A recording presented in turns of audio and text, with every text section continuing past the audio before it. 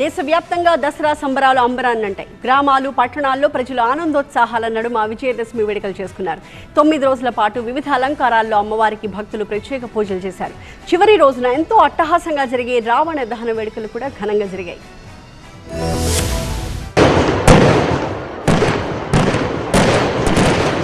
దసరా పండుగ రోజున రావణ దహన వేడుకలు దేశంలో ఘనంగా జరిగాయి. విజయానికి గుర్తుగా నిర్వహించే ఈ వేడుకల్లో చిన్న పెద్ద అందరూ ఉత్సాహంగా పాల్గొన్నారు. పురాణాల ప్రకారం శ్రీరాముడు రావణాసురుడిని సంహరించిన రోజు కూడా ఇదే.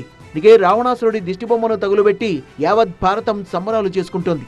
ఢిల్లీలో Ramlila Maidan, red fort, greater Kailash, IP extension వంటి ప్రదేశాల్లో భారీగా రావణ బొమ్మలు ఏర్పాటు చేసి రావణ దహన కార్యక్రమాన్ని నిర్వహించారు. కార్యక్రమాల్లో నిర్వహించిన సాంస్కృతిక సంగీత ప్రదర్శనలు ఆకట్టుకున్నాయి. రాష్ట్రపతి ద్రౌపది ముర్ము రెడ్ ఫోర్ట్ లో జరిగిన కార్యక్రమంలో పాల్గొన్నారు.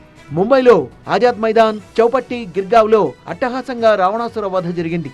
కార్యక్రమాల్లో ఏర్పాటు చేసిన భారీ రావణ ప్రతిమలు, రావణ సంహారాన్ని చూసేందుకు భారీ సంఖ్యలో భక్తులు హాజరయ్యారు. భోపాల్లో చోలా దసరా మైదాన్, ఇడ్గా హిల్స్, బిహల్ దసరా గ్రౌండ్, కోలార్లో రావణ సంహారాన్ని నిర్వహించారు. ఇక్కడ 100 అడుగుల ఎత్తుగల రావణ ప్రతిమలను ఏర్పాటు చేశారు. పట్నా, లక్నోలో కూడా అట్టహాసంగా దసరా సంబరాలు జరిగాయి. పలు చోట్ల రావణాసుర వధను నాటకాల రూపంలో ప్రదర్శించారు. అనంతరం రావణుని ప్రతిమలను దహనం చేశారు. దేశంలో ప్రతి చోట అట్టహాసంగా దసరా సంబరాలు జరుపుకున్నారు. స్థానిక కళాకారులు రామాయణ సన్నివేశాల్ని ప్రదర్శించారు. నాసిక్లో రామ్కుంద్ ప్రాంతంలో రావణ దహన కార్యక్రమం జరిగింది.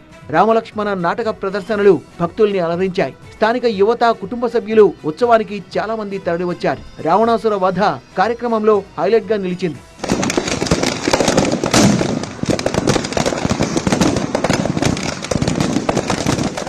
జమ్మూ కాశ్మీర్లో రావణ దహనానికి భారీ ఏర్పాట్లు చేశారు. భక్తులు సంగీత, నాటక ప్రదర్శనల్ని ఆస్వాదిస్తూ ఉత్సవంలో పాల్గొన్నారు.